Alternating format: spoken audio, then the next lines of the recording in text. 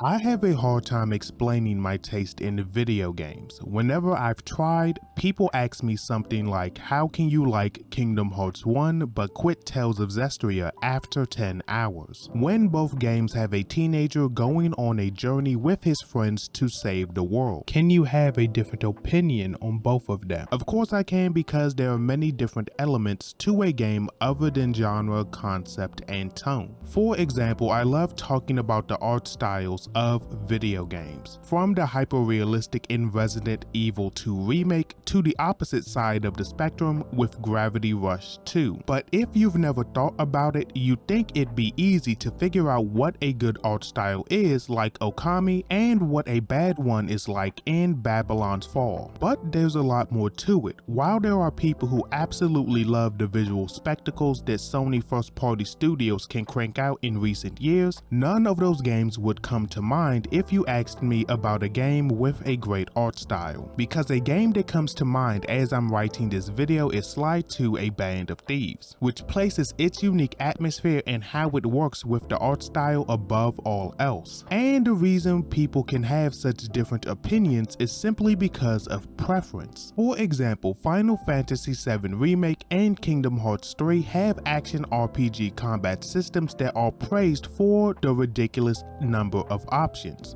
but these options are treated differently between these two games. Final Fantasy VII Remake gives each of the 4 playable characters a role to fit into, with Cloud and Tifa being the primary damage dealers, Barret being a tank, and lastly Aerith being a mage. Then the options come in when you mess around with materia, allowing you to customize each character to your preference. However, in Kingdom Hearts 3 Remind, the variety comes from Sora having multiple summons, many types of magic, and Keyblade transformations being available on top of his normal abilities, allowing players to tackle the game however they choose to. But then you have games like Kingdom Hearts Dream Drop Distance that have a lot of similarities to the games I just mentioned, but the key difference is that the game never puts the player into any situation that would require them to experiment with the tools available, leading to most players, including myself, spamming Balloonra, making Dream Drop Distance worse than the other games I just mentioned. Although I know some people will argue that it's on me for playing like that, even so I would make the argument that Balloonra should be brought down to the level of other abilities, or the other abilities should be on Balloonra's level. But this very simple thing is the difference between enjoying one game and getting disappointed by another. Still, if you nail the art style or the combat system, a game can still end up in a bad place